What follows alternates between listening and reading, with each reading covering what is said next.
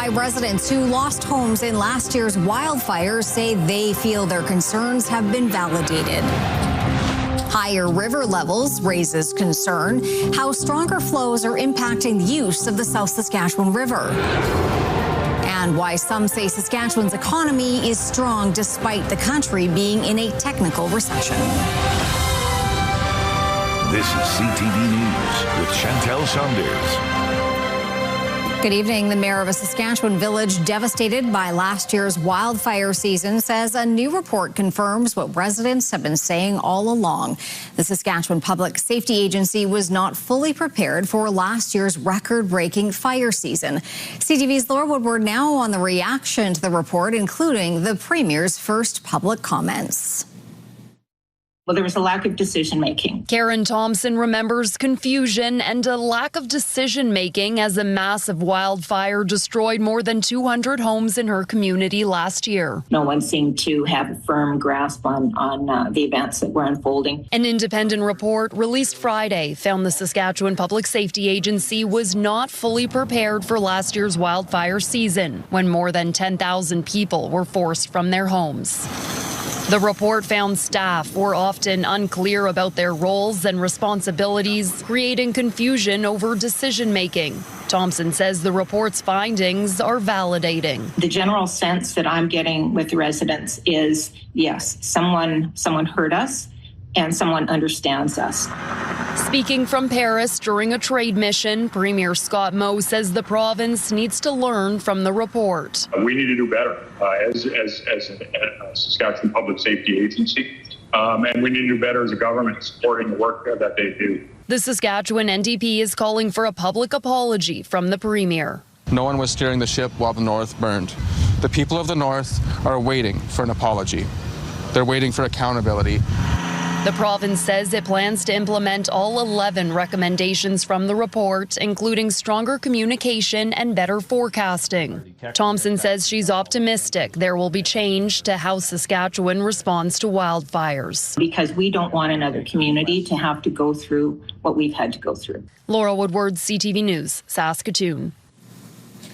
The South Saskatchewan River in Saskatoon is running high after water was released from Gardner Dam. The powerful flow has already forced some Saskatchewan ferry crossings to close, while officials are warning residents to stay back from the river's edge. Carla Shinkarek has more. You can see the South Saskatchewan River is carrying much more water than usual through Saskatoon, creating dangerous conditions both on the river and along its banks. While officials expected the rise, they're reminding residents of the hazards.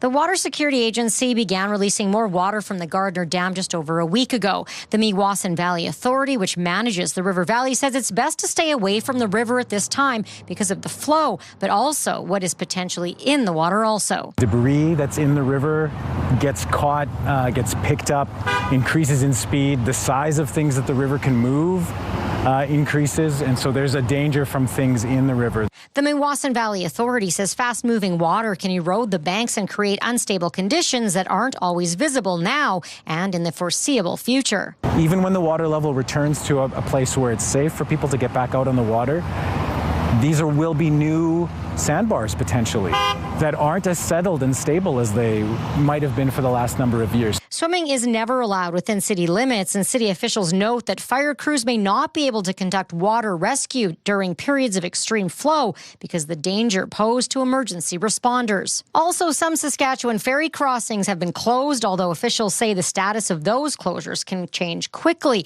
as conditions evolve. This is something they haven't seen in a few years. The last few years, it's more been low water conditions than high water conditions. So it's a bit of an anomaly there. The latest ferry information is available through the highway hotline. Officials say anyone planning to spend time near the river should keep a safe distance from the water, supervise children and animals closely, and stay informed as river conditions and ferry closures continue to change. Carla Shinkarek, CTV News, Saskatoon.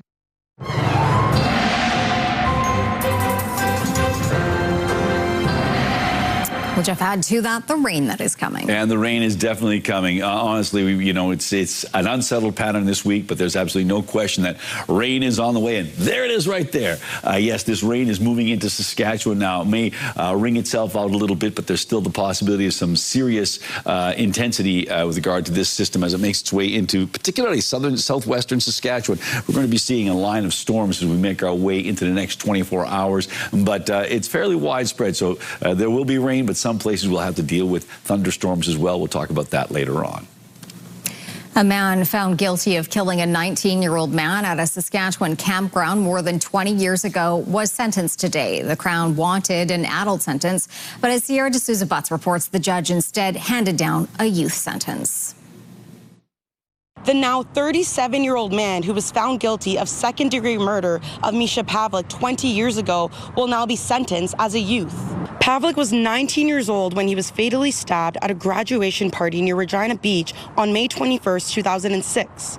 The Crown had petitioned to have the man sentenced as an adult, as he was 17 at the time and cannot be named under the Youth Criminal Justice Act. However, Justice Catherine Dawson says the evidence does not prove beyond reasonable doubt the man convicted had the developmental age of an adult at the time of Pavlik's killing. In her decision, Dawson also referenced the man's impulsive behavior the night Pavlik died was influenced by negative peers as well as alcohol, failing to reflect the maturity of an adult, stating, "I appreciate the violence and senselessness of this crime, as well as the fact that 19 years have passed since Misha Pavlik was killed, will cause some to view this as an injustice. However, I am bound to adhere to the law, the Youth Criminal Justice Act, and the interpretations of the law prescribed to me by the Supreme Court of Canada." If the Crown had been successful in its petition to have the man sentenced as an adult, it would have led to a stiffer sentence. Second-degree murder holds a penalty of life in prison with no chance of parole for 10 years for adults. The youth sentence consists of 4 years in prison, along with 3 years of supervision. The man convicted has been in custody since October 2024, which will factor into how much time he has left to serve. Court sentencing will continue Tuesday. Sierra D'Souza Butts, CTV News, Regina. The trial of a man charged with first-degree murder in relation to a death in Prince Albert almost 2 years ago began today. Quentin Gardner is on trial for the murder of 41-year-old Norman Wenzel over Canada Day long weekend in 2024. Police and paramedics responded to Kemp Crescent for a disturbance shortly after 1 a.m. on July 1st, where Wenzel was found badly injured. He was taken to Victoria Hospital where he died. Wenzel was a father of 4. Jury selection for the trial began this morning. Gardner has pleaded not guilty to the charge. A 27-year-old man is facing a string of charges after a stolen vehicle ended up colliding with another vehicle downtown last night. Police say it all began just before 7 o'clock when police found a stolen vehicle at 22nd Street and Idlewild Drive North. Officers started to conduct a high-risk traffic stop when the owner of the stolen vehicle showed up and tried to remove the driver from her vehicle. The man in the vehicle drove off, almost hitting an officer before going through a red light and crashing into another vehicle at 22nd Street and First Avenue. That driver was sent to hospital. The man driving the stolen vehicle is facing theft charges as well as evading police and assaulting a peace officer. The 27-year-old woman who owned the vehicle is charged with obstruction. It's believed the two knew each other.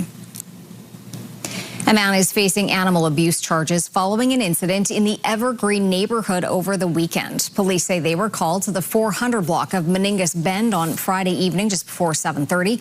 It was believed someone was assaulting their dog. Officers arrested a 53-year-old man and charged him with willfully causing unnecessary pain to his dog by kicking and choking.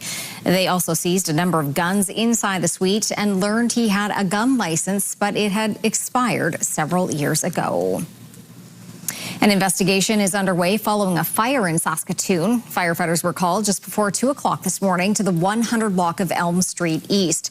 They arrived to find smoke and flames coming from a suite at the multi-unit building. Firefighters searched the suites, ensuring everyone was able to get out okay.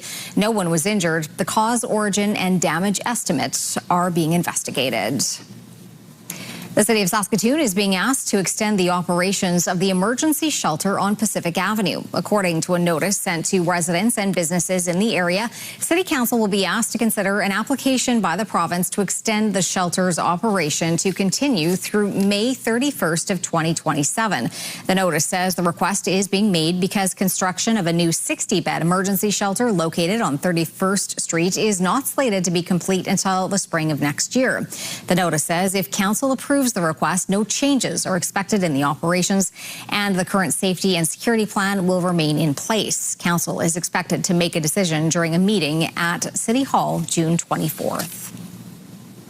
A fire in the parking lot of Prince Albert Police Headquarters has been deemed suspicious. The service says they were alerted about the fire yesterday afternoon at about 4 o'clock.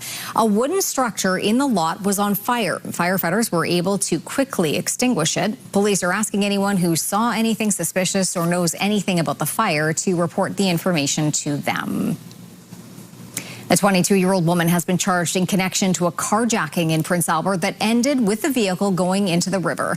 The vehicle was reported stolen in the early morning hours of June 11th when a person reported her vehicle was taken at gunpoint. The vehicle did not stop for responding officers and instead plunged into the river. The woman driving the vehicle, Destiny Hansen, is charged with robbery, failing to stop for police, and dangerous driving. Police are still trying to determine if she was impaired at the time. The 27-year-old passenger is not facing any charges.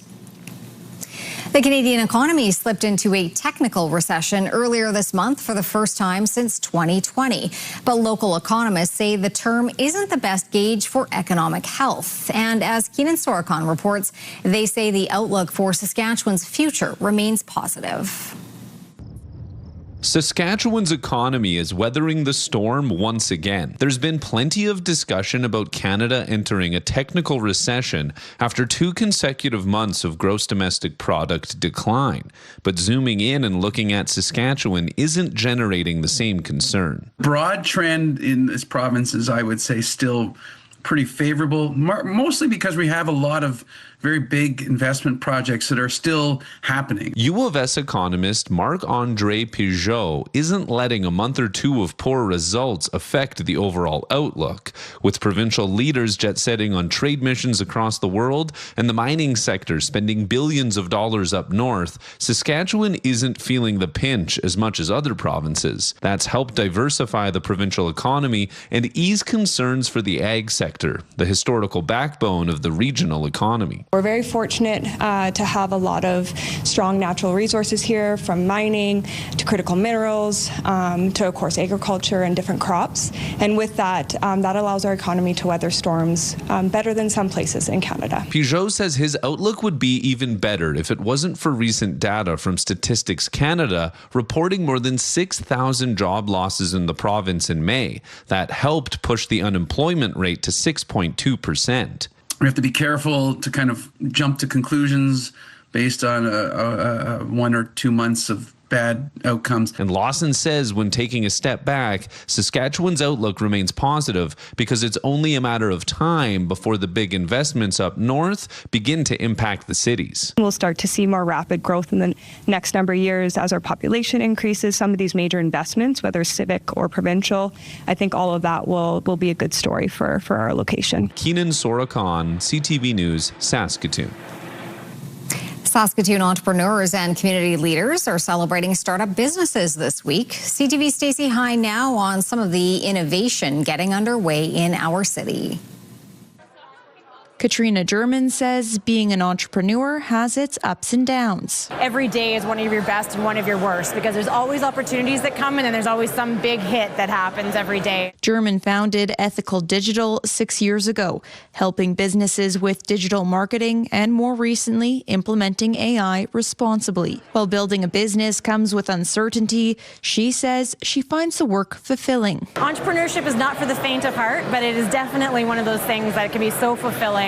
and really makes life worth living. German is one of many entrepreneurs celebrating the second annual Saskatoon Startup Week. One organizer says the event brings the business community together to share knowledge and support local entrepreneurs. It's really about building community and building capacity, those skills and those knowledge sharing pieces, and really trying to build momentum of startups in Saskatoon. Throughout the week, several organizations will host events and workshops. Local entrepreneur Connor Phillips says those opportunities to connect can make a big difference. They're all stepping stones. They all could potentially bring you in front of a new person that could be the next person that opens that next door for you, or is a funder, or is just the voice you needed to hear. Phillips founded the digital platform Roamly in 2021 with the goal of keeping more tourism dollars in the hands of local businesses, saying large booking and advertising companies usually profit most. Small businesses and communities are the ones who create experiences,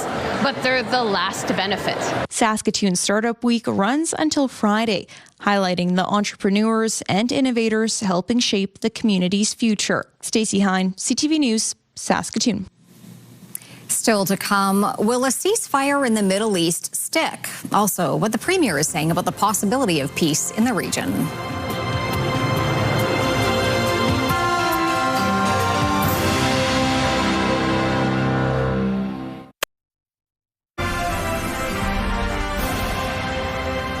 You're watching CTV News live from downtown Saskatoon. Thanks for staying with us tonight. Donald Trump says the details of the tentative ceasefire arrangement with Iran will soon be released. But there are outstanding issues, including Lebanon, before the Friday signing. Meanwhile, at the G7 summit in France, world leaders, including Mark Carney, welcomed the news. As CTV's Michael Couture reports, the tone of the G7 summit could be significantly lighter now.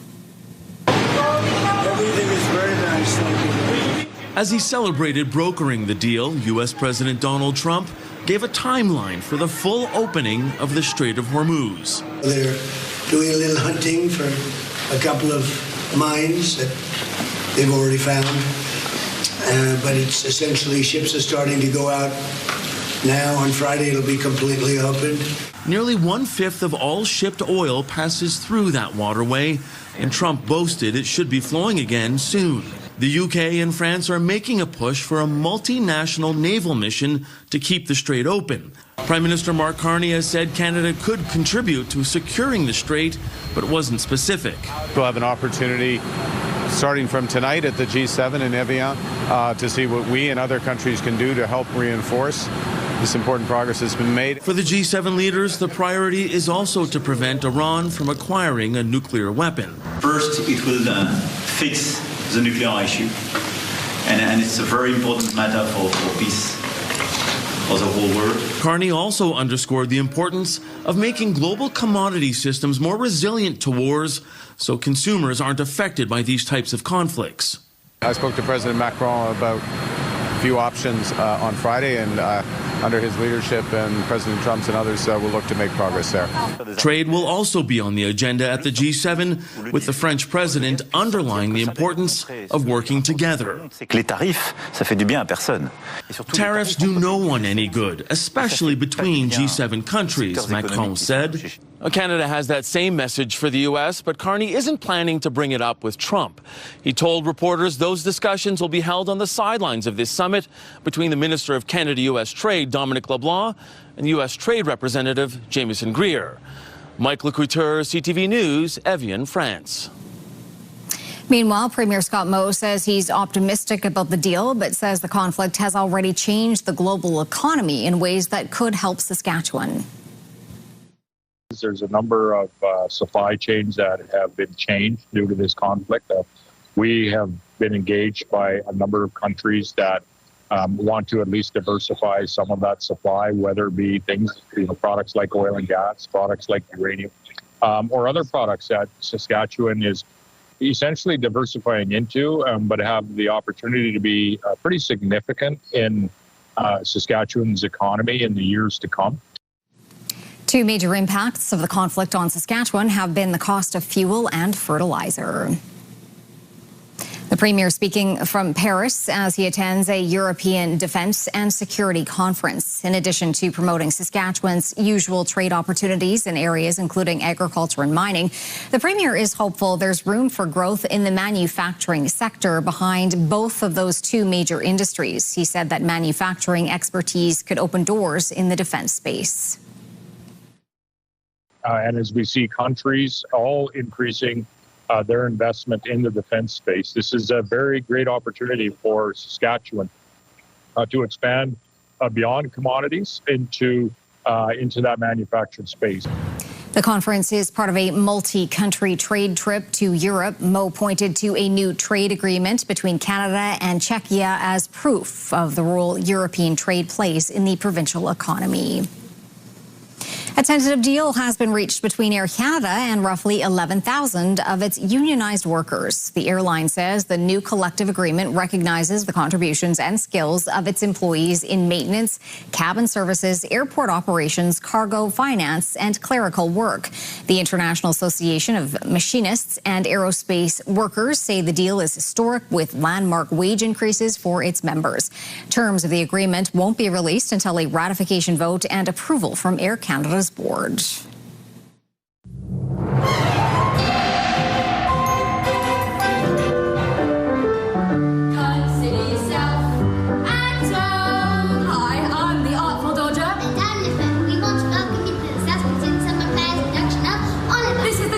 Tale filled with unforgettable songs and larger-than-life characters like us who will dance and sing and have you laughing along. Show runs from June 19th to 28th at the Runway Arts Centre. You can get your tickets at SaskatchewanSummerPlays.ca, and if you can't afford them, might I suggest picking a pocket or two? It'll be worth it! Now tell me, what's the weather going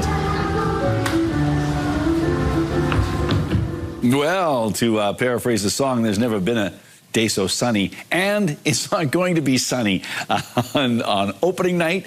Bit of cloud, mainly cloudy day, but still temperatures not too bad. A little bit below seasonal, 19 degrees. But once again, Friday, 7:30 p.m. is when the curtain goes up for Oliver, and it takes place at the Runway Arts Centre, the home of Persephone Theatre. All right, now let's take a look at our numbers.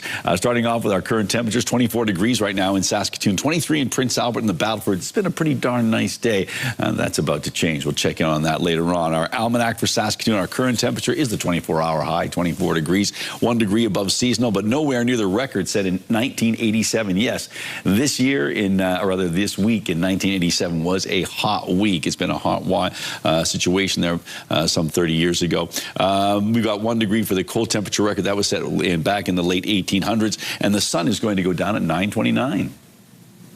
Coming up, celebrating something big and bigger. The community coming together to mark a milestone accomplishment.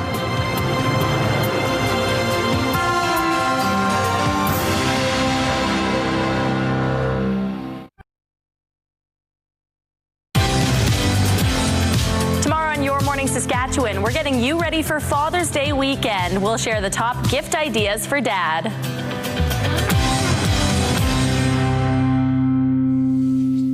Okay, quick look through the live lens of Skycam. Look at those lovely little fluffy little clouds, very poetic in so many respects. And we've had ourselves a pretty nice day. That is about to change because of this system that's moving in from Alberta. So let's take a look at our satellite and radar shot here. There we go. This is the big deal we're talking about. Low pressure center then sort of sliding through. And as it sort of develops, we are going to be seeing a lot more in the way of intense active weather down in the southwestern part of not just Saskatchewan, but extending into parts of eastern Alberta as well. But that's what we're keeping our eye on for the moment. And temperatures are staying on the cool side because there's a blocking low in Greenland, and so the cold air that was hanging around Hudson Bay, still hanging around Hudson Bay, and it's sort of sliding back a little bit. 24 degrees right now in Saskatoon, 23 in Prince Albert and the Battlefords, onto the hot spot in the province, and that was Waseca. 26 degrees, Key Lake, the cold spot at -1. Around the province we go, starting off with the big towns, 22 degrees in Lloydminster and Swift Current, 19 in Moose Jaw and Regina, 21 21 in Yorkton, 20 in Estevan. Into central parts of the province, temperatures don't range all that much, just 3 degrees on this part of our map, from 21 degrees to 24 degrees up north.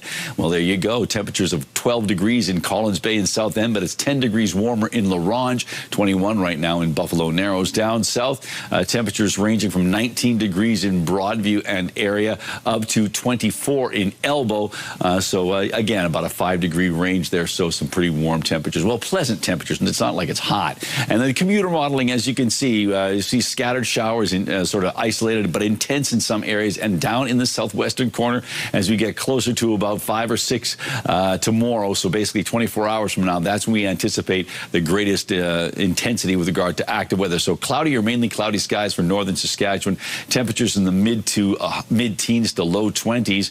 Into west central Saskatchewan, we start to see more of the instability, particularly Kindersley and Rosetown. There's a chance of thunderstorms there with highs of 22. Temperatures in the mid-teens for Meadow Lake and Spiritwood with a chance of showers. Down in the southwest, as we've been talking about, 23 or 22 degrees, so not really hot, but still the potential for thunderstorms is there, along with some shower activity. Showers expected in Regina and Yorkton, and Regina expecting a risk of a thunderstorm to go along with that. Just cloudy in Moose Jaw and Estevan. And cloudy conditions throughout east central Saskatchewan. Temperatures in the high teens, low 20s. And as you can see, Humboldt anticipating some showers tomorrow. For the Battlefords tonight, dropping down to 12 degrees, a slight chance of showers, but tomorrow about 5 to 10 millimeters of rain is expected. A risk of a thunderstorm to go along with that. 19 for a high, 18 on Wednesday. Thursday, a chance of showers, slight chance, 17 degrees. Mainly sunny on Friday and 19 degrees, but then quite the unsettled weekend, and then extends into Monday as well. For Saskatchewan, rather, from Prince Albert, increasing clouds, 9 degrees tomorrow. Slight chance of some showers, maybe a couple of millimeters of rain. And then temperatures hovering around that 18-degree mark Wednesday through Saturday. But Friday, Saturday, Sunday, Monday, it's unsettled. Not a big-time rain, but certainly there. And finally, Saskatoon, 12 degrees with a slight chance of showers with risk of a thunderstorm tonight. The winds back off and don't really pick up all that much tomorrow. 5 to 10 millimeters of rain expected with a risk of a thunderstorm on Tuesday, a high of 19. And then as we take a look at Wednesday, 18 degrees, ditto that for Thursday, Friday, 19 degrees, 18 on Saturday. But getting into the weekend, right now, emphasis on right now, we do anticipate some showers, especially on Sunday and Monday.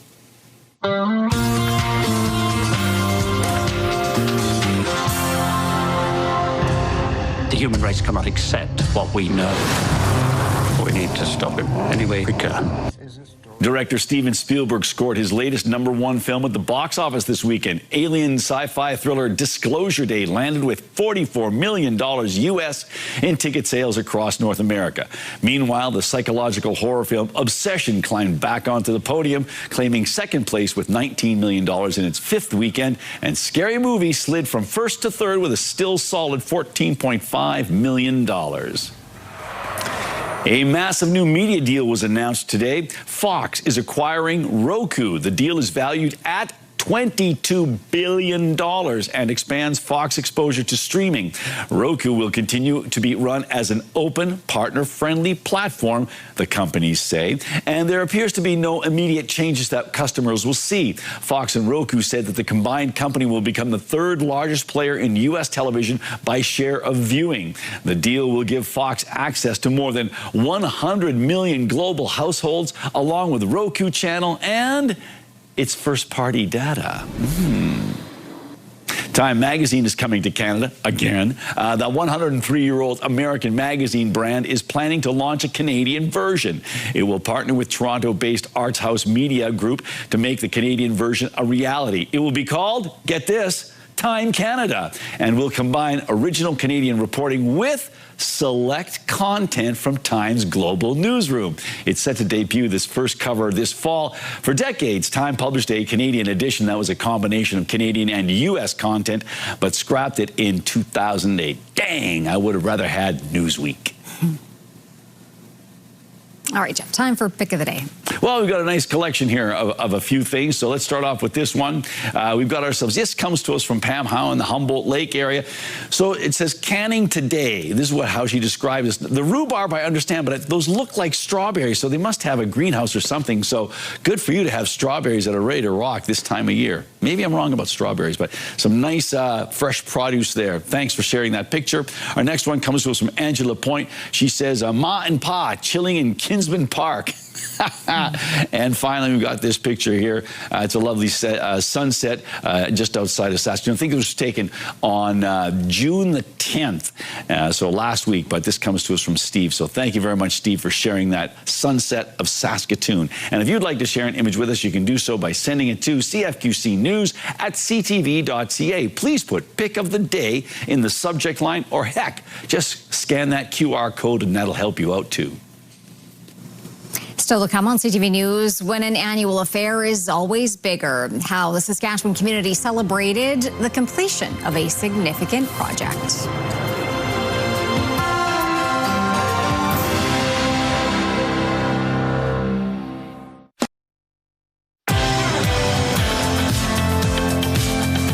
Your Morning Minute, presented by Sound Impressions Hearing Center. 'Tis the season for outdoor projects. We're joined by Cassandra Grabowski from Sound Impressions to talk about how to keep yourself hearing safe during the summer months. And noise comes from all different sources. Oh, absolutely. Everybody's busy doing home renos, outside, landscaping. You need to protect your hearing because that's the only way you can prevent hearing loss. Aging, that's out of our control. Noise exposure, that's in our control. As far as a safety rating goes, at what threshold, at what level is it not safe anymore? Anything over 85 decibels, you need hearing protection. And the longer you're exposed, the more risk you have. There you go. 85 decibels. All four of these power tools test over that. You can find out more at soundimpressions.ca. Your Morning Saskatchewan runs Monday to Friday, 6 to 9 a.m. on CTV and Crave.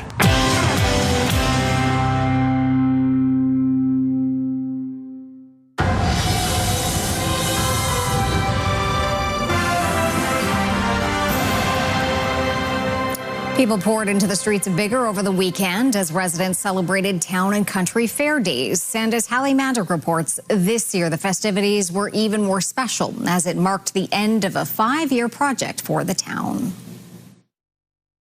The town of Biggar is celebrating a series of community upgrades. This weekend is kind of the roundup of our revitalization program. We went from the north end of our main street to the south end. We were able to gain ownership of the old CN property and that had been left in a real bad state and for many years, and we revitalized that. This year's Biggar Town and Country Fair Days coincides with the completion of Main Street's revitalization. Saturday kicked off with a parade down the street to feature both the upgrades and the community that made them possible. As one project comes to an end, the town still has more in the works. Another upcoming addition to Main Street includes a 4-story, 24-unit condo building. Starting next week, they're going to start digging, and it's just building on what we have, and that's a good feeling when our town is growing and not just surviving. A groundbreaking event was held after Saturday's parade, where the developer and future residents spoke about their excitement for the unique project. It is a bit unusual to build a building this big in a community this size, but when you've got good community supports and good community members and a town that's willing to work with you, it makes a big difference. Ramey added that this project is intended to make a big difference for longtime community members who wish to continue living in Biggar as they age. Often what happens is people get a little bit older and their next stop is going to be into a condo or something along those lines, but they got to go to the city to do that, and you're losing really great community members when that happens. And so this is sort of an idea to bridge that gap. Doreen Dubriel has lived in the community for more than 6 decades, and she's eagerly waiting to move into the new building. I like a small town. I'm not sure I would be comfortable in the city. I can walk uptown quite easily from here, and and I'm involved in a lot of things in town, so it's going to be good to to be able to stay here. The longtime resident added that seeing the revitalization of her community has been an immense source of pride. Absolutely beautiful. They've done a gorgeous job of revitalizing Main Street, and I think we could be the envy of most places in Saskatchewan for a community our size. Hallie Mandrick, CTV News, bigger. When we come back, the banner year it was for the Riders. What's ahead? And later, the experience that takes people way back in time.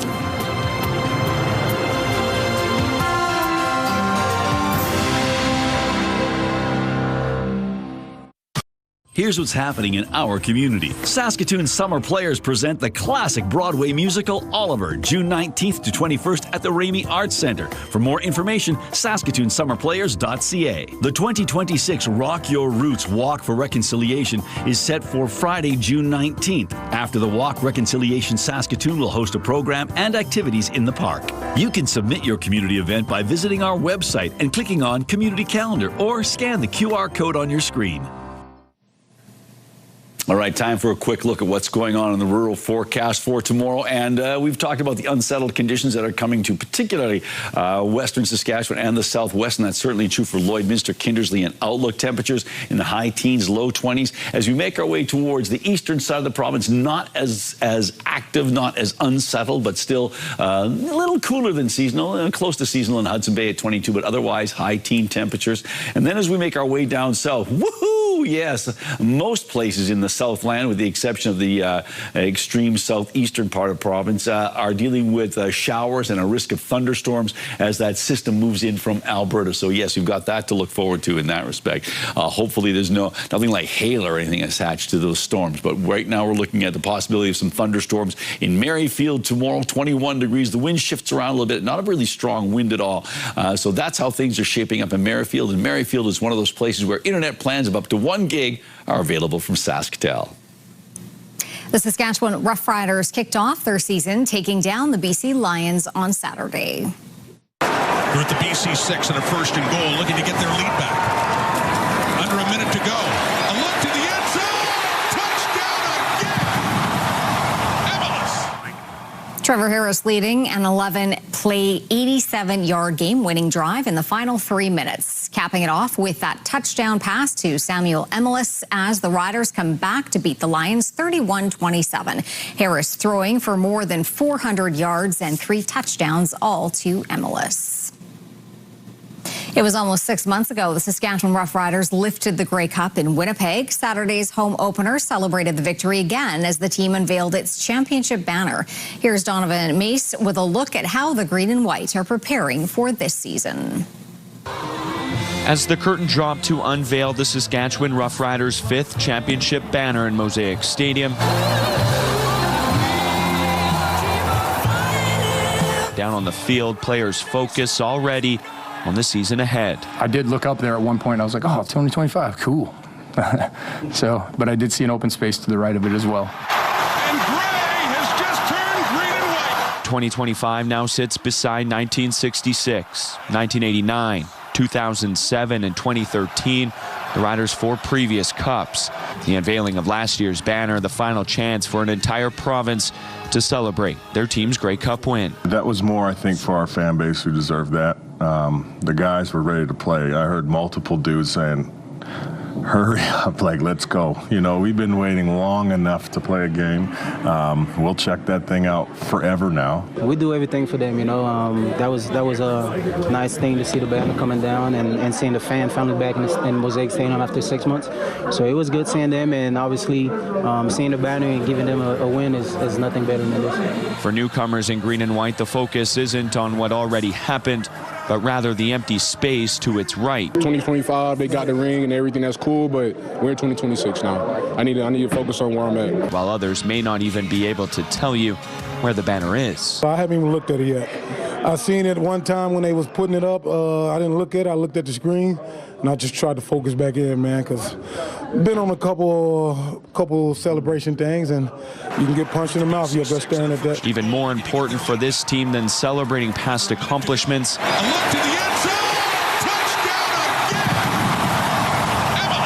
earning a W Saturday to begin its championship defense, as Saskatchewan has never won back-to-back Grey Cups. Donovan May, CTV News, Regina. Saturday's home opener at Mosaic Stadium saw Rider fans enjoy their first taste of local tailgating.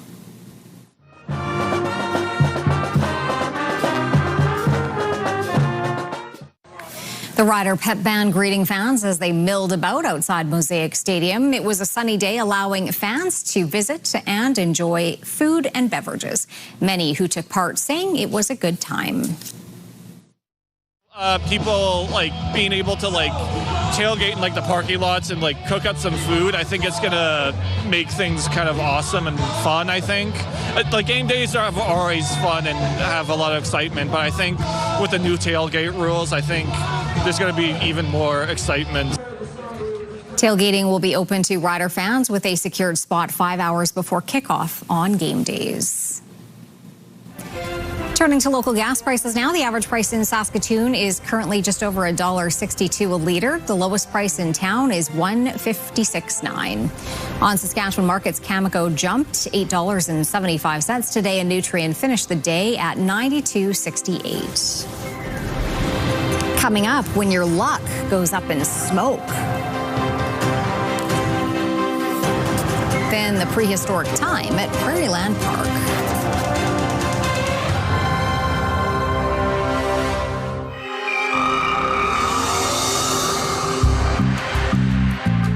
Hey there, it's Derek Chesney here at the Saskatoon Crime Stoppers.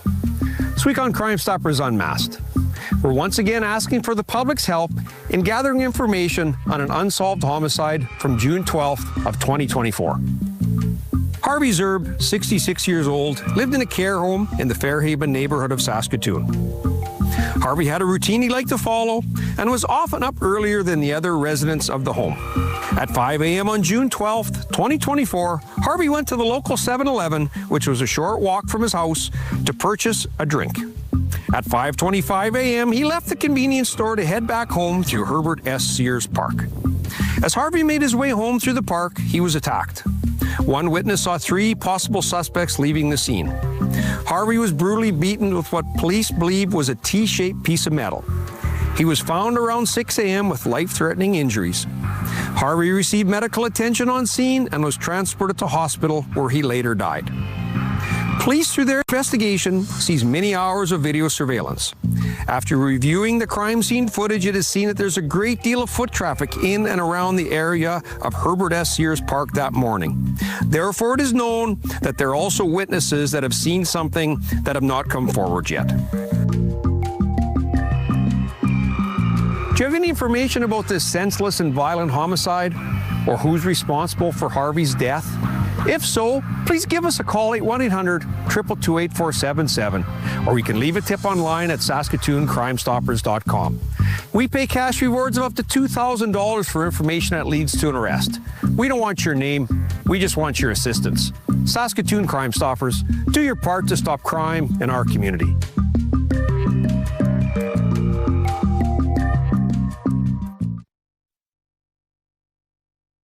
Select Hair Service is brought to you by Sage, the beauty bar. Stay with us. We've got another full night of great shows for you right here tonight on CTV. Well, a woman from Unity is Saskatchewan's newest millionaire. Yvonne G. was presented her big check after winning just over $1.9 million on Sega's Smoke Signals at the Gold Eagle Casino in North Battleford. Smoke Signals Progressive is a slot game at Sega's casinos. The jackpot always starts at $1 million and is guaranteed to pay out before it reaches $2 million. So Yvonne came very close to that top target and won big. So not bad at all. Yeah, it's a nice way to celebrate a Monday. Yep, yes it is.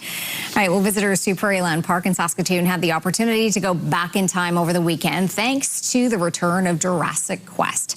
The immersive walkthrough experience features various life-size dinosaur animatronics. This is the second time the event has been hosted in Saskatoon.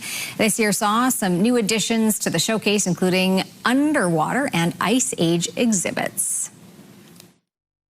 we want to come back with new experiences for the families so they can enjoy other elements just in addition to dinosaurs. So we're all about the dinosaurs, but we now have a 53-foot megalodon and all of the ancient ocean prehistoric sea creatures, and we also have, for the first time ever, our Ice Age assets.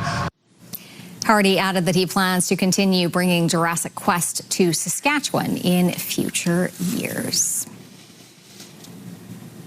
You've been waiting. Yeah, well, it's like it's and it wasn't exactly prehistoric times, but it's been a very long time since the New York Knicks won a championship, and so of course a big win there. So that was fun to watch. That was a fun run in terms of the comebacks they made. So let's take a quick look at our weather situation. We've got ourselves well, an unsettled day tomorrow later in the afternoon, and that's when we expect showers and possible thunderstorms to show up. Right now, it's just a risk of a thunderstorm, but temperatures you know, below seasonal again, and because that cold air is still sticking around, sort of, at least we're on the edge of that, though. And continuing into the week, we're going to see more rain, cooler temperatures. Yeah, more rain and cooler temperatures. They're just going to sort of plateau, and then a bit of a rebound as we hopefully get into next week, and we don't have to worry about the unsettled conditions quite as much. Well, here's hoping. Here's hoping. All right, that's our show. Thanks for watching. Have a great evening.